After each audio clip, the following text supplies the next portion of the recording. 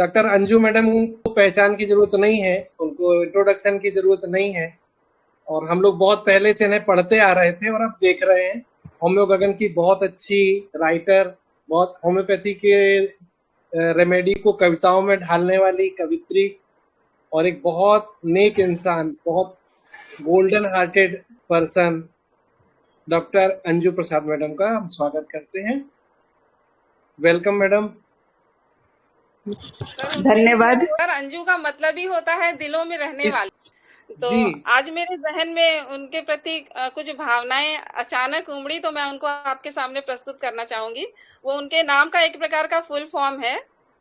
अब जैसे मैं बता रही हूँ, अर्पित करने अपने अनगिनत अनमोल अनुभव जुड़कर और हम सबों को एकत्रित कर, कुरीतियों व कुप्रथाओं को दरकिनार कर, माइंड टेक्निक से मनोभाव के मार्ग प्रशस्त कर, रिझाकर और दीनहीन दुखियों की सेवा कर, प्रसाद बांटने अपने ज्ञान का सर्व प्रमाद त्याग कर, सादा जीवन व उच्च विचार अपनाकर, सदा दवा और दुआ देती हैं दिलो जान लगाकर।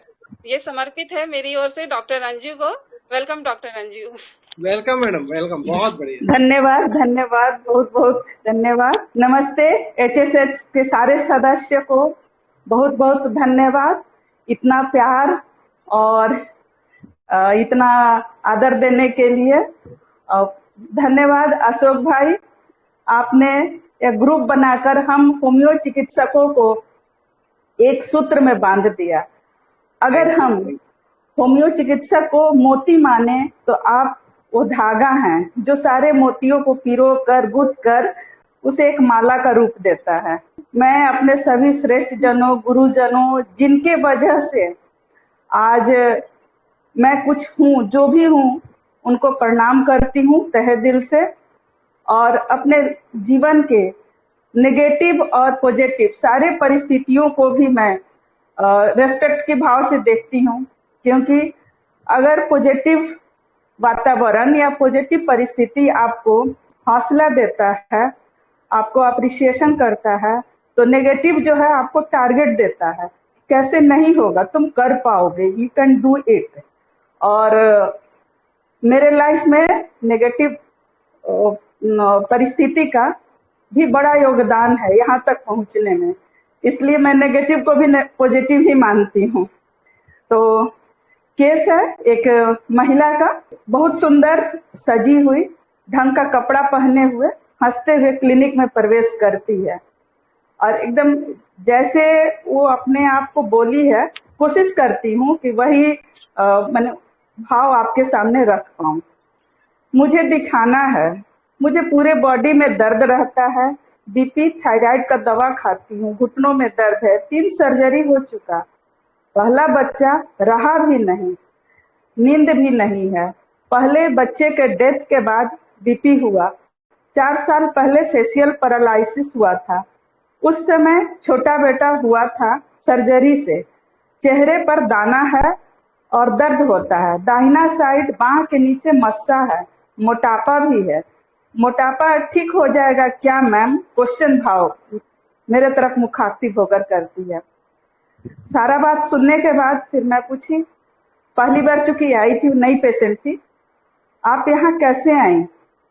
तो बताती है उनके यहाँ कोई टीचर पढ़ाने जाती हैं, कि उसके बारे में बहुत दिन पहले मैम बताई थी, दर्द में मूव लगाए तो ठीक हो गया, आज बढ़ गया है, बार बार हो रहा है, जरूर कोई रीजन है, इसलिए आई हूँ। फिर मैं पूछती हूँ, अच्छा और कुछ? अपने स्वभाव चिंता के बारे में बताइए, पसंद नापसंद के बारे में भी बताइए। तो पेशेंट कहती है, माँ की बीमारी को लेकर चिंता है, खून नहीं देख सकते हैं, सुई लेते नहीं देख सकते हैं, थोड़ा रिजर्व भी रहते हैं, मुझे खुद भी इंजेक्शन पड़ता है तो रोने लगती हूँ, हॉस्पिटल जाने का मन नहीं करता है, डर लगता है, टीवी में इमोशनल सीन देखकर रोना आता है, आंसू थोड़ा जल्दी आता है, कोई तेज आवाज भी बोल देता है तो आंसू निकल पड़ता है, देवर बेरोजगार हैं, उनकी चिंता है, ससुर जी मरने वाले थे तो देवर की शादी कर दिए। बेचारे को एक बेटी भी हो गई, लेकिन उसके पास जॉब नहीं है। जॉइंट फैमिली है तो काम चल जा रहा है। गुस्सा में बच्चों को मारती हूँ और चिल्लाती हूँ, नींद भी कम है। इतना बोलकर चुप हो गई। तो इसमें मैं रूब्रिक्स ली, fear hospital going, weeping reproaches from anxiety family about, fear injection, fear from suffering, cruelty seeing और hearing, cruelty can not bear. और मेडिसिन हमारा आया कलकरिया का। 1 सप्ताह के बाद दर्द में आराम, चिंता कम, भूख लगने लगी, नींद पहले से बेहतर, दवा अभी चल रहा है। तो अब इसको हम इसी मेडिसिन को एक्सप्लेन करते हैं। एक बार सहगलसर मेरे सपने में आए, कलकेरिया कार्ब की नियत समझाएं। इसका डर है मजेदार का, दर्द का डर, हॉस्पिटल का डर, चीर फाड़ का डर, गरीबी, भूखमरी, मौत का डर, घाव का डर, अपनी परछाई से डर। क्रूरता इसे बिल्कुल नहीं भाता, सिनेमा में भी, टीवी सिनेमा में भी नहीं देख पाता। दुखी चिंतित वह हो जाती, डरावनी कहानी जब कोई उसे सुनाती। धीमी चाल जोड़ हिसाब से हो जाती बेहाल, करती नहीं मोल भाव, वो तो है माला माल। व्यर्थ बैठना लाता है उदासी और चिड़चिड़ापन, और कर्म धर्म से भी रहे उदासीन। भ्रम है उसे कोई कर रहा है चौकसी, रुतबे का कोई ना उड़ा दे हंसी। प्रतिष्ठा बचाए रखने के लिए खर्च करती, पास नहीं तो उधार भी ले लेती। भविष्य की चिंता वह करती रहती है, पुराने दुखों को भी सदैव याद रखती है। तो ये मेरा अपना जो तरीका है कविता के अनुसार, अब इसको एक्सप्लेन कर देती हूँ। कलकरिया कार्ब की स्टोरी सफरिंग, पेन और क्रुएलिटी के इर्द गिर्द ही घूमता है।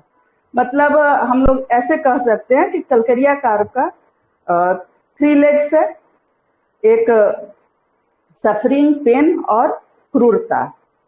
अगर इसे कुछ क्रूएल चीज, क्रूर सीन देखना पड़ जाए या दिख जाए तो आंखों को ऐसे ढक लेती है या लेता है। मेल फीमेल कोई भी हो सकता है, और कहता मैं नहीं देख सकता, मैं नहीं देख सकती। और इसका डर में एक विचित्रता है, इसका डर जो है स्टोमक से राइज होता है। क्लिनिक में पेशेंट कहता है मेरा डर मेरे स्टोमक से राइज होता है, फिर मैं डर जाती हूँ। और इसे पुबर्टी, स्टार्विंग और डेथ का भी डर है। यहाँ पर हम लोग का ब्रानिया से इसका डीडी हो जाता है। कलकरिया कार्ब को दुख का दर्द, तकलीफ का डर रहता है, और वहीं ब्रानिया को डर रहता है कि कहीं बिजनेस मेरा फेल ना हो जाए। बिजनेस फेल होने के वजह से उसको गरीबी और भूखमरी का डर रहेगा। कलकरिया कार्ब में एंजाइटी ऑफ अदर्स होती है, ये दूसरों के लिए बहुत चिंतित रहती है, चिंता होता है।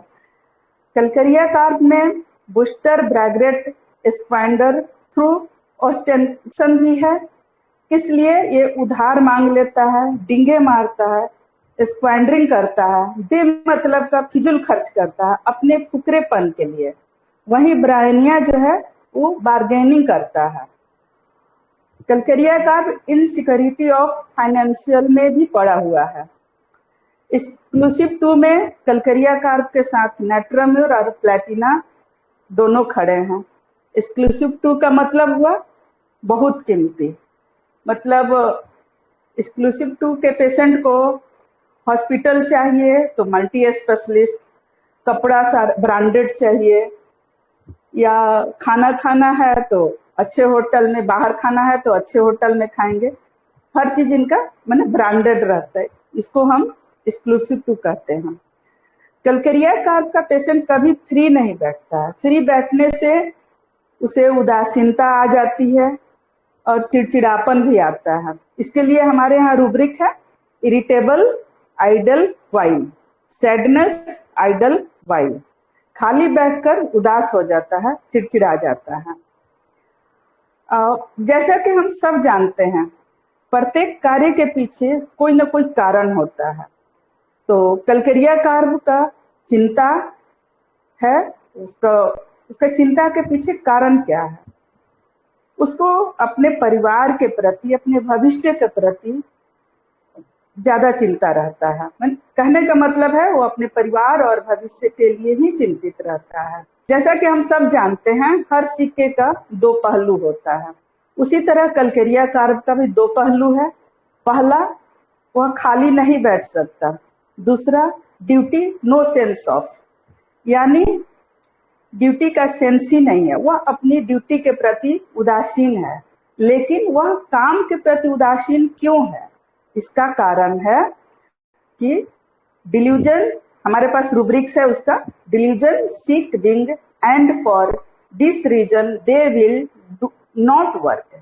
उसे लगता है, उसे भ्रम होता है, वह बीमार है, इसलिए वह काम नहीं कर पाएगा। इसी सोच के कारण कलकरिया कार्य काम नहीं करता है। कलकरिया कार्य इंक्विजिटिव यानी जिज्ञासु होता है। यह लाइट डिजायर में भी है। इसे बेवजह अपनी सेहत की चिंता होती है, जिसके लिए रूब्रिक्स हमारे यहाँ है, anxiety hypochondriacal mania to read medical book. चूंकि इसे पागलपन के हद तक सेहत की चिंता रहती है, इसलिए मेडिकल बुक मैगजीन पढ़ेगा कि मुझे कोई प्रॉब्लम तो नहीं है, पढ़कर फिर उससे मिलाएगा कि मुझे कोई प्रॉब्लम तो नहीं है।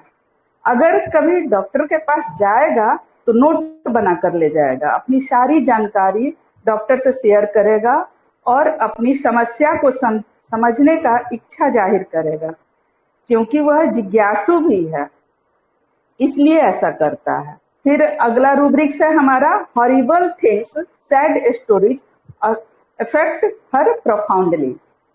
कोई भी ऐसी बातें या कहानी जिसको सुनकर रोंगटे खड़े हो जाएं, उसे न देख सकता है, न सुन सकता है, न सह सकता है। हॉरिबल दृश्य, डरावनी घटना, दुर्घटना इसे बहुत अधिक प्रभावित करती है।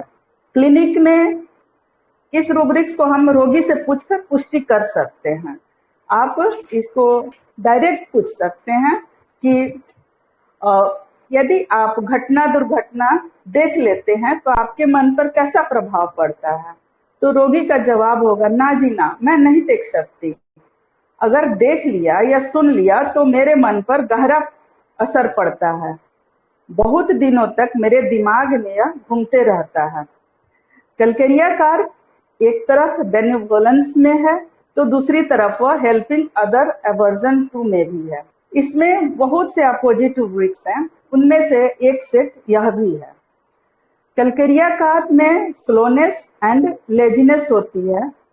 इसके बच्चों में स्कूल एवर्जन होता है। इसके लिए कैलकुलेशन डिफिकल्ट टास्क है, concentration difficult during studying, confusion of mind, यह हमेशा कंफ्यूज रहता है, late, always too late, initiative lack of. Calcarea कार्य का बच्चा देर से चलता है। यहाँ पर इसकी तुलना ब्राइटा कार्य के बच्चे से की जाती है।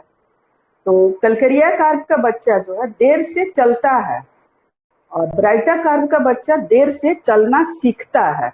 कलकरिया कार्य चल नहीं पाता है, ब्राइटा कार्य सीख नहीं पाता, इसलिए इस दोनों बच्चों को चलने में दिक्कत होती है, देर से चलते हैं।